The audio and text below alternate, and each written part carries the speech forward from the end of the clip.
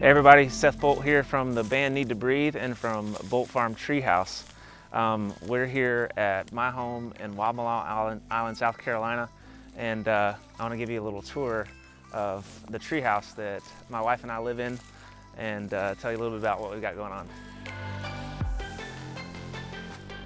So the treehouse behind me is where I live. It's called the Charleston Treehouse, and really we wanted to just take all the magic of downtown Charleston and all the beautiful architecture and basically take all that, distill it, and put it into a treehouse space.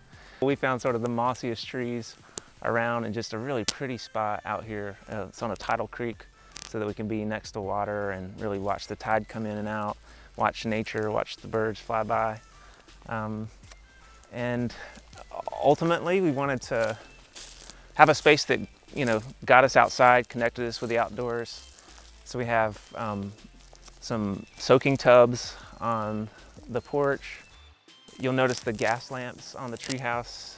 Gas lamps are just one of my favorite things about Charleston, so we definitely had to incorporate them.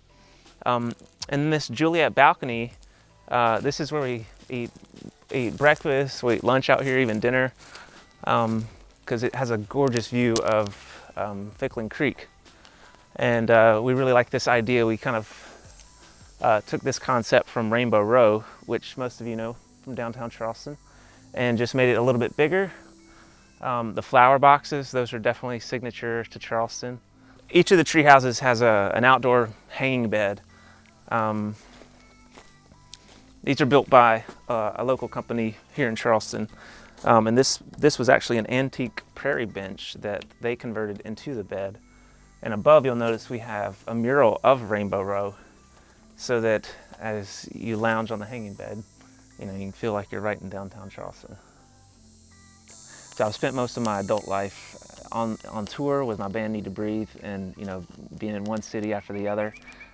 But this is where I grew up. I was born and raised in South Carolina, and grew up on a little farm. So I was just used to growing up in the woods. And even the guys that I play music with, we grew up together. I met them when I was 7 years old, and we built forts in the woods and ran around barefoot and just had like that authentic childhood that was just free of technology. And I miss that. I think that's one of the things that led me and my wife to creating these tree houses, is to give people the opportunity to kind of just put the technology down for 48 hours, 72 hours, and just spend a weekend or a couple days reconnecting and just enjoying the simple things in life, because they're rich with rewarding happiness that doesn't really require much. Just a simple thing like a campfire can just really lift the spirit, and being able to see nature and be in it, getting to hear the breeze and the trees, that's home to me, and that's why this is our home now.